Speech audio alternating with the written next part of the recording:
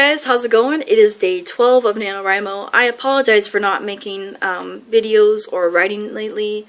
I blame it on the fact that we were coming to the end of this year and we only have a couple weeks left, and so around this time I like to start thinking about next year and starting brand new and fresh in 2014. So I've been thinking about New Year's resolutions, picking out the books I want to read for next year, and it's kind of coupled with the fact that 2013 was kind of crappy for me. February was like this black hole where we found out my mom has cancer and she almost died, and I had a couple failed Camp NaNoWriMos, and it kind of depleted my excitement for writing, and just it feels dark and heavy and I just want that fresh start. So that's kind of where my mind has been at lately. But today I'm going to get back into NaNoWrimo and going to be doing a 10K Tuesday. So if you want to do some word sprints with me on Twitter, that'd be awesome. Hopefully tomorrow's video will be talking about my wild success of a 10K Tuesday. So yeah. Anyways, I've been starting this new thing called Morning Pages, which I got from Julia Cameron. She wrote this book called The Artist's Way, which I'm planning to read next year, and she has this corresponding website that I will link below, where she talks about some different practices that are helpful to writers, and one of them is morning pages. And basically you wake up and the first thing that you do is handwrite 3 pages stream of consciousness. And this is like a meditation practice where you try to write everything that you're thinking and get it all out on the page, so that when you actually sit down to do work on your project, hopefully you'll have gotten rid of all of the crap and just started on all of the good stuff. So when I think about meditation, I like to visualize it as you are this awesome little mountain that is like steadfast and steady, and you have these thoughts that are like clouds that are like passing you by, and you can observe the thoughts, but they are not a part of you. You don't let them have power, you just kind of watch them go by. And when you write them down for morning pages, you can analyze them later, or you can just get it off your chest. So I find this really valuable because it gets you at least writing a little bit in the morning each day, and you can kind of come back to these pages later in life and find some inspiration or something from them. So I've been writing in this journal, and here's what my first 2 attempts look like. Oh, that's a lot of writing. And I've broken some of the rules. Like, I only write a page because it takes me like 30 minutes and I don't want to really wake up at 3 in the morning just to write some crappy words. So and I also like think about my dreams, which she says not to do, because I found a lot of great writing inspiration from my dreams, and if I don't think about them right when I wake up, it kind of like unconsciously follows me throughout the day, like this. So it's good for me to write it down and to think about it and stuff like that. So, and another thing that was interesting was that I was writing while having coffee, sitting on the couch next to my boyfriend, and we usually like sit next to each other, drinking our coffee and doing separate things and kind of chatting with each other for a little bit. And he saw that I was writing, obviously, and he was asking me about what I was doing, and I told him a little bit about it, and he was like, "Oh wow, that's really intense." Like, I remember trying to write stream of consciousness when I was a kid and just finding it really, really hard, and that's so amazing that you could do that. And I was thinking to myself, that's like one of the easiest things that I can possibly do, is just to put pen to paper and just you know, poop out the words onto the page. Like, it's really not that hard for me. And I think it's so important to have a partner or a friend or somebody you can talk to that is creative as well as you are, but in a different area. Like, he is an expert coder, like, computer programmer, and he's also really musically talented. So he's creative in a different way than I am. And so we can support each other's projects, but there's still that air of mystery, you know, like, if he was another writer, he would know exactly what I was going through, and he would know what things are hard for me and what things are easy for me, and there would be no impressing him, you know, like, it's good, it's a good ego boost to be able to, you know, have him think that what I'm doing is really hard when it's not. And another thing, too, I'm sorry I'm keeping on rambling about this, but whenever we talk about our thinking processes, he is so much different than me. Like, he says that his thoughts are so abstract that they can't even be put into words, which is so different from me, because I have all these thoughts running through my head, and I literally could just write down everything that I'm thinking, and so just it's cool to be able to talk to somebody and have a completely different worldview. So anyways, if you want to do the morning pages thing too, or if you want to talk to somebody who's trying it out and starting it, you can talk to me about it. That'd be cool.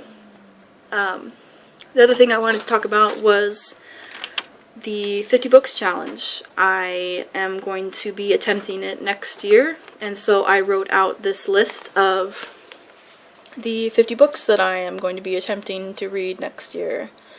And I've kind of highlighted it and ordered them and everything. So the pink ones are ones that I'm passionate about, that I want to start reading like really early, so I'll try to move those to the top and put those in like January and February. Blue ones are ones that I already own already, and green ones are like seasonal books that I want to read at a certain time of the year.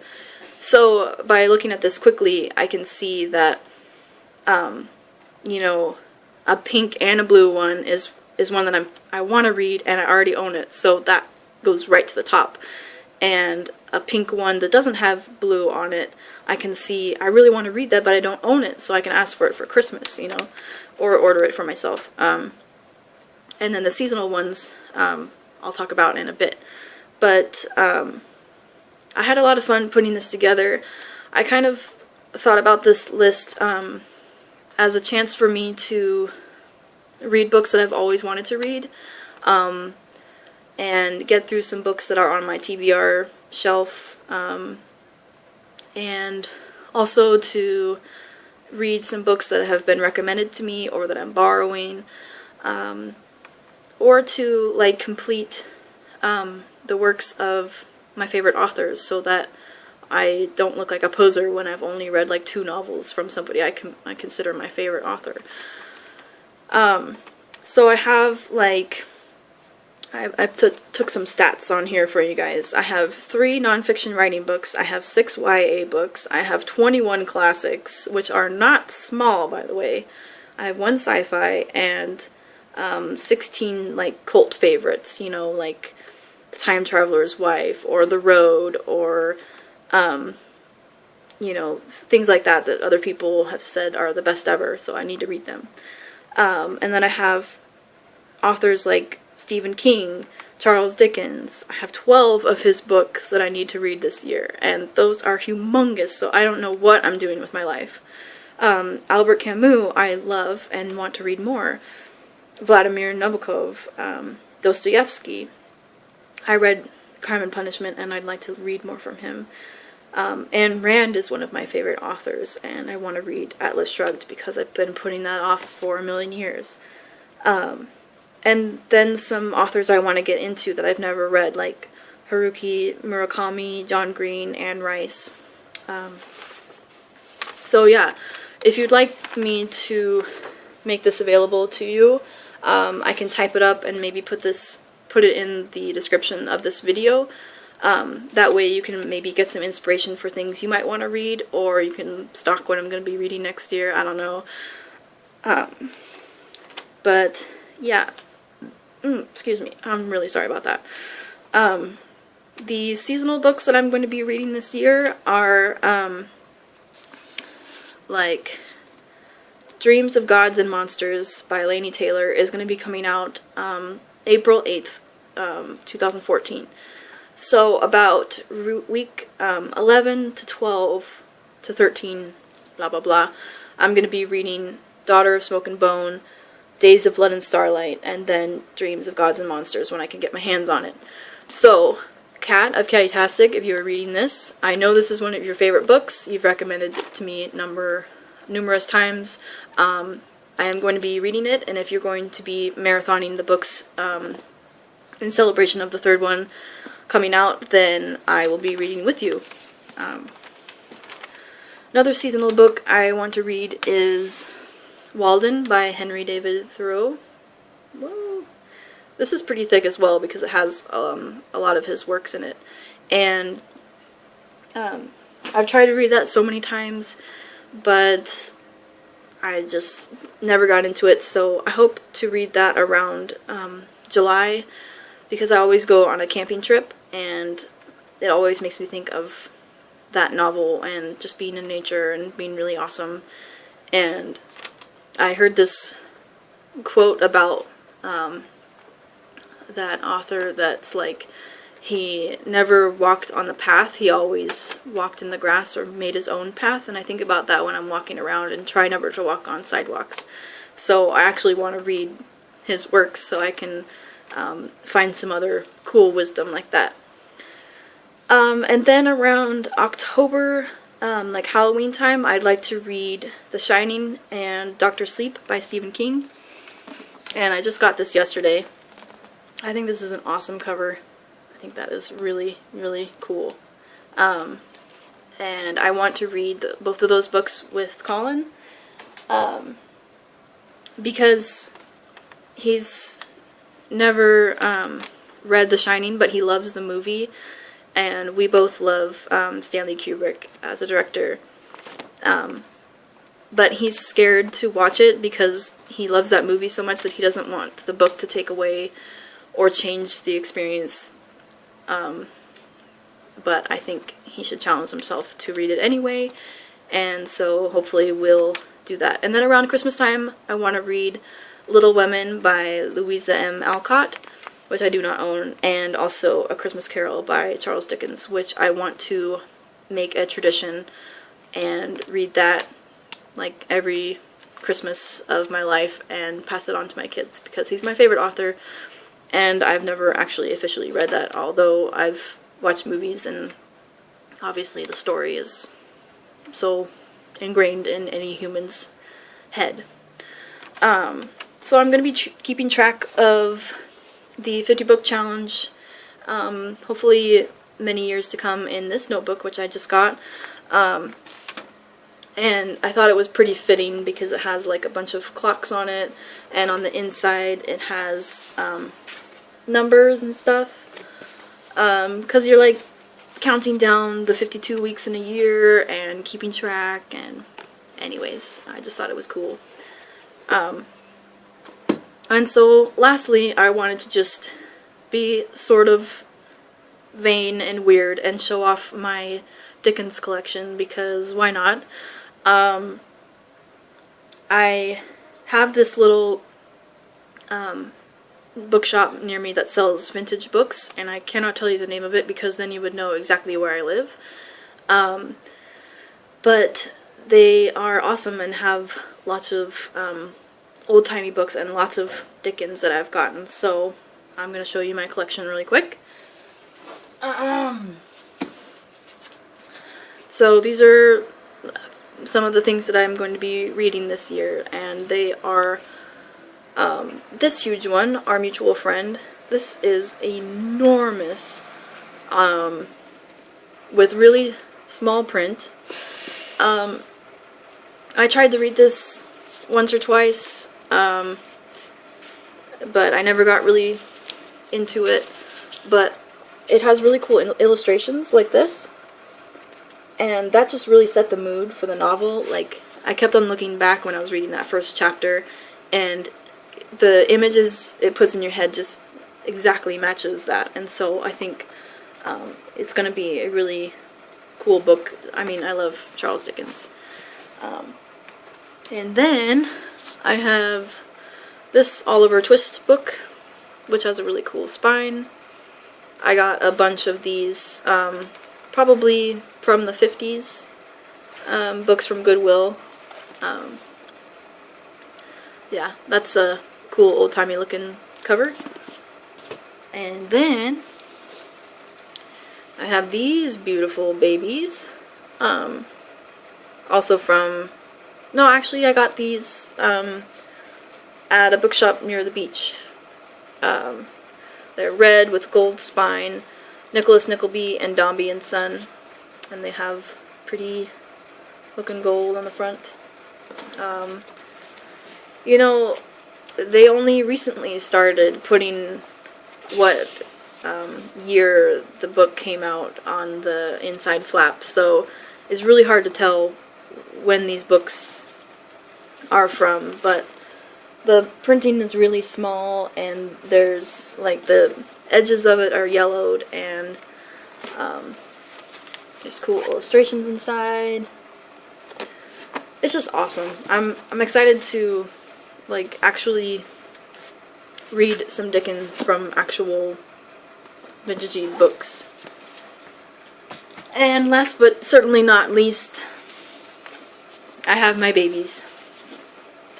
I have, these are the novels that I've actually read from Dickens. Little Dorrit and Bleak House, which are my absolute favorite books probably ever. And I love the adaptations and stuff. I've talked about it in other videos. These are just amazing, amazing books. Like I said, I don't know when they are from, but they are old-timey, and it's hard to hold all of these and show you at the same time. But I'm not kidding you. These are what I would grab first in a fire. I want to clutch these when I'm on my deathbed. Literally, these are very prized possessions. That little bookshop that I told you about has a whole collection that looks exactly like this that I, those are where I got it from, blah blah blah blah. They have a whole set of all of Dickens's novels, and I actually had to haggle with the lady to get her to break up the set, and the first ones I got was Little Dorrit, and then I went back, and when I purchased Bleak House, she remembered me, and she was like, "Oh, you're the person that broke my Dickens set." And I felt bad, but I felt joyous at the same time, because it's like, you know, hopefully she will save those for me, and whenever I have $200 to spare, I will go back and buy the whole collection. I just think it would be amazingly awesome to have a whole shelf of matching old-timey Dickens books. Like, that is my life goal, and I could die happy if I have that. And if I owned them all, like, one year, I would just spend my entire time reading them start to finish in those editions and just be a happy, happy girl. So, I think that is all I have for you today. This is almost 19 minutes long. I apologize. Just hopefully making up for all the lost time. And last thing to show and tell is this little guy. So cute! I got this yesterday at Macy's, and you will not believe what he does.